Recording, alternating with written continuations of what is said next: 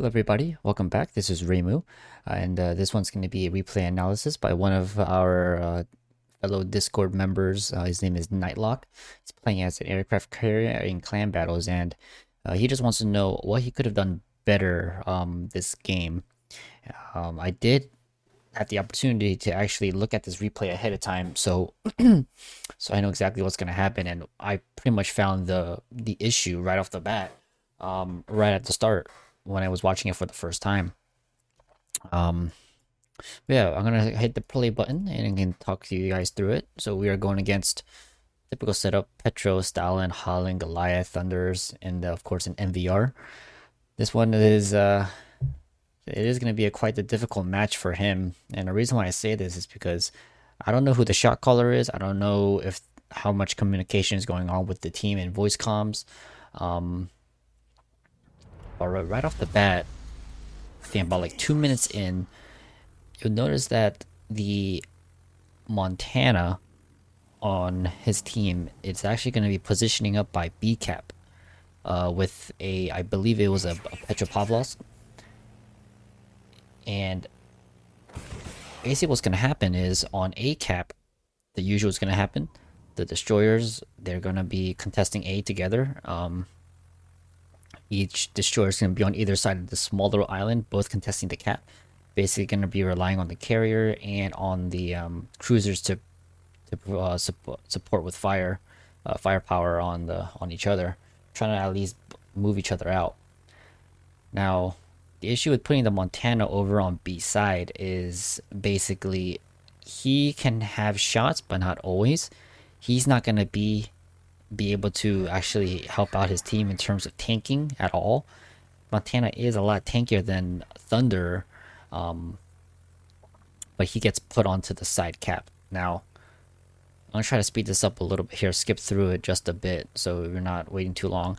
The usual here that he's doing, just spotting all the enemy ships, trying to figure out where everyone is going. You can immediately see that the Thunder is spotted. So this is the mistake number one, that what his team should have noted. Montana going on the opposite side as the Thunder.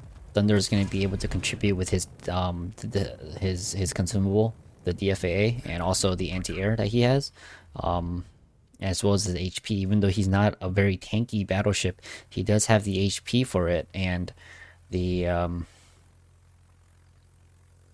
yeah, I believe this was just a mistake from the start, putting the Montana on the side cap instead of in the main battle, which is going to be A side for sure on this map especially. MVR is spotted. That's not going to do anything really unless the Montana gets a very good strike off. So I'm going to skip it forward a little bit. As you can see, his team is shooting at the MVR, trying to get it down. And the usual is happening. Just spotting. Now, the MVR does take a huge hit here from the from the ally Montana shells. He gets down to, I think it was 26k. Yeah, that's 26k. So he's an option for a target, but the only issue here is he is already on the other side where the main fight is going to be. All of his team focus should be on this side. When you're putting a ship over on the side cap, they're just there for stalling out. He does have a Venezia on his team, and I believe this Venezia should be on the B cap with the Petro, and the Montana should be over here on the A side, at least in the center, to get some sort of crossfire on both sides. Because right now the MVR can just farm the Petro and the Montana. Petro Montana is not going to be enough to stop an MVR just farming the ships. Thunder is an option, is able to at least defend itself quite well when in a group because it has defensive fire as well. So now we're just watching. He's gonna be going in for the strike. They did cap A first, which is good. Okay, so this is a replay issue. He actually got his reticle on the point. But yeah, the one thing, the first thing I want you guys to take notice is don't think about who he's striking. Okay, don't think about it too much of you know, his target selection, his reticle placement. The replay is messed up, so reticle is gonna be off anyways. But main take from this video is gonna be the in my opinion, incorrect placement of the ships. As we'll see here later, you can already see that push is already happening. They're already starting to push. The Petro, Thunder, and the other Petro. Holland is just here providing AA support and contesting the cap. So, you know, we'll just see this whole thing just snowball extremely quickly. Montana is alone. You know, MVR is just going to be striking them both down really easily.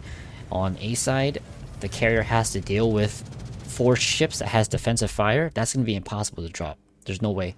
Now, the other option that I was considering was actually having the Haku focus the Stalin and the Goliath. Only issue with this is you're taking a risk. These guys are pushing already. Petro is already in the cap. Thunder is coming in with the other Petro on the side, supporting with the crossfire on this Petro and on this Holland when it does get pushed out. Stalin is starting to push already as well. This is a very coordinated push by the enemy team, and you'll see there's a lot happen in Storm to Hurricane ranked clans. And in a push like this, you basically, it requires a lot of coordination on both ends. And when one side decides to push in when the other side is not ready for it, it's just gonna lead to a steamroll of a snowballing effect. You can't keep up with it in a carrier comp. Okay, ignoring the way how he's dropping here, it doesn't matter. At this point, his team already lost. Unless you get some kind of lucky torpedo off, or some kind of death strike of any kind, removing any type of ship. In this kind of situation, okay, as you can see, Stalin on the flank is pretty much on the same line, same tile, similar tile on as the other Petro and the Thunder. Like, the Petro is already caught up with the Holland. And there's just nothing that you can really do. At the start, this game was lost. Holland is already dead. That's one ship down on the ally side. And then it's just a snowball. It's just a downhill from here. You can't do much to do anything. MVR soloing the Petro, easy farm because of that. Because MVR, this Petro had to deal with the Stalingrad crossfire and the Goliath, the MVR's crossfire. I don't know where the Goliath was. Most likely it's supporting firepower as well. But yeah, this just shows how strong it is with ship placement, knowing where to place your ships. Okay, so they did mess up with ship placement. They put Montana on the side flank when they should have been on the B side, or on the A cap, whatever. The moment that they saw the Thunder positioning over to the A cap, they should have moved the Montana over and switched the Venezia over as well. But they all just kept going their own ways. I don't know what the communication is like. Immediately, someone should have said, "Hey, the Thunder is on this side. We need our battleship on this side as well." Because what is the Montana going to be shooting at right here? Sure, he can provide crossfire, but in my opinion, it would have been a lot better to keep him either right here in these 4 tiles, or on A side. Yeah, at this point, there's nothing you can do as a carrier. Like,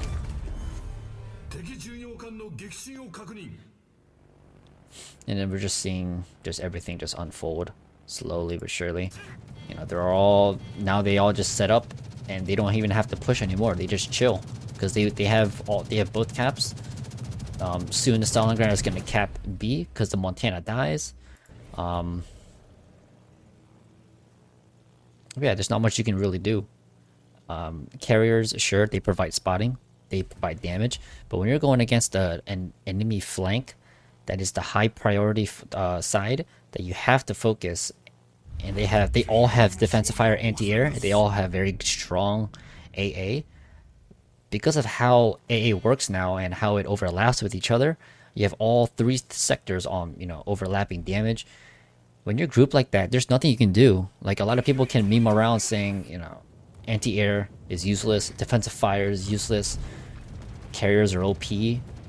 This shows an example of, if you just group at least 2 ships together like this, separating each other out, 3 ships properly, using defensive fire, you can really stop a carrier strike. And what I believe is going on with this situation right here is, you know, like this shows that you can't strike an enemy flank like this because of just how strong anti-air is when you are grouped. And what I think is going on is a lot of people, they don't, because they don't quite fully understand how carriers work, so they don't know how to fight against it. I'll be going over that in a later video, but for right now, that's just what I just wanted to say. Like as you can just see here, Montana's already dead, and now, you know, he can't do anything because the Holland is there, Thunderer, Petro, they're all providing anti-air fire. He's already deplaned, and you know, it's just honestly watching this for the first time, actually kind of, you know, I was pretty happy to get this kind of replay because it shows how strong a coordinated team can crush another team, regardless of how good the enemy team is, regardless how good the players are.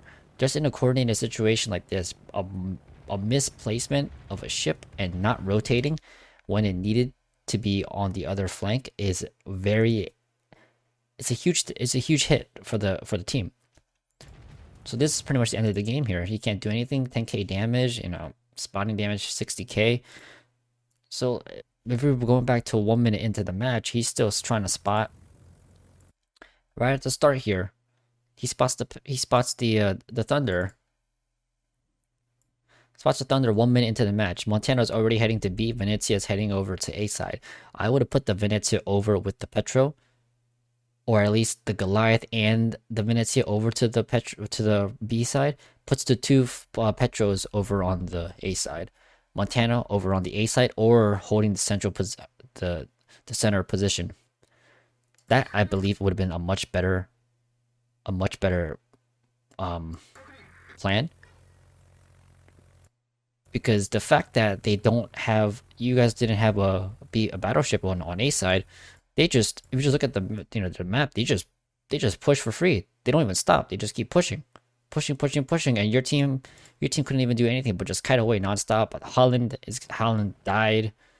Nothing that your team could have done. You couldn't even do anything about it because just the amount of anti-air that is just present. Like, look how quickly you're losing that health, even through the heal. It doesn't even matter. So this is why I picked. You know, I went ahead with this replay. At first, I wasn't gonna upload it because of just how big of a stomp and just how you know, you couldn't really do anything. But this is really, it really goes to show how important communication and just speaking up, knowing how the game works. You know, if you find something wrong, if you think that something needs to change throughout the battle, it needs to be said. And what is very surprising is, I don't know how voice comms went, but the moment that the Thunder was spotted, someone on the team, it doesn't matter who it was, the shot caller, you know, just ignoring, just not knowing the issue with having the battleship on the other side, or just no one was talking. Someone had to speak up saying, the Thunder is here. We need the Montana on this side. Destroyer can't do anything because Destroyer's job on this map is just to sit on A. And the cruisers on this side, they're playing on your team. They're playing as a kiting away position. You're just waiting for something to go down low enough. It seems like right now what they're doing is relying on you to do the damage and to basically make something happen. Because nothing's gonna happen in this kind of situation, or you know, if one of your cruisers actually just starts DPMing the one ship down. But because you didn't have a battleship on this side, you had no one to hold the flank or hold the main push. And that's why you have a battleship to hold, you know, push them back when they want to do something like this. Because they just steamrolled in. They just full W'd in non-stop. You see the Thunder. It's all like, look how close they are.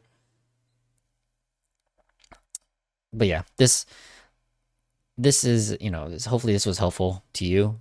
Sure, carrier replays is usually like who to strike, when to strike, over how to position.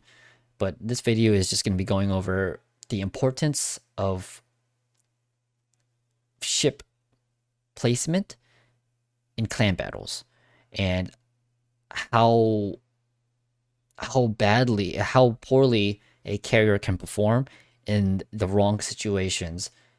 And carriers are, there's just the fact that carriers are not the game changers of clan battles. It is the basics that is going to be winning you the game, which is target selection, ship placement, rotations, all, focus fire, all that kind of things. Carriers just add on to that, to the clan battle.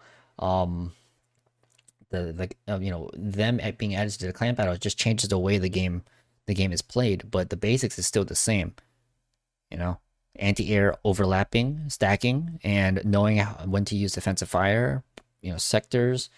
Um, all these things, it just comes into play and just shows how badly a team can just get stomped right at the start of the match with no way of defending itself. So yeah, that's pretty much going to be just it for this video, and I hope you guys enjoyed Nightlock. Don't worry too much. I don't want to, it's not your fault for losing this game. Don't beat yourself up for it. It's not one person's fault. It's the whole team's fault. Everyone everyone had the opportunity to say something, and if no one says anything, like the focus should be on A side, put the battleship on this side, then then that's just a lost game right there. Then yeah, hope you guys enjoyed this video. Like I said, it is something a little bit different, but hope it helps out some of you guys who are in clan battles trying to get the ranks and the steel that you guys want. And you guys playing carriers, this helps out any other player who doesn't even play carriers, but just sees how impactful a ship placement can be, and how badly carriers can perform. They can't even get a strike off in this kind of situation. So yeah, I do have a Discord. If you want to join that, the link is going to be in the description below. We're almost to 1,000 subscribers. I think we're at 960, 970 at the time of this recording. So, much support, much love. Thank you everyone for coming back, and I'll see you guys in the next video.